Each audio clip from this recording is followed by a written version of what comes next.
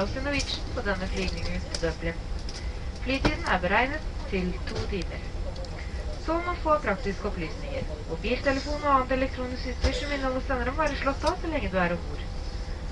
Mobiltelefoner med flight mode må settes til flight mode nå og slås helt av under avgang og landing. Alt elektronisk utstyr skal være slått av så lenge skiltet med fest setebelte er fra. Røyking er ikke tillatt ombord. Good morning, ladies and gentlemen. On behalf of Captain Gilje and his crew, we would like to welcome you on board this Norwegian flight to Dublin. The flight time is estimated to be 2 hours. Mobile phone and other electronic devices with transmitters must be turned off while on board the aircraft. Mobile phones with flight mode must be placed in flight mode now and then turned off during takeoff and landing. All electronic equipment must be turned off when the fasten seatbelt sign is on. Please note that all flights are not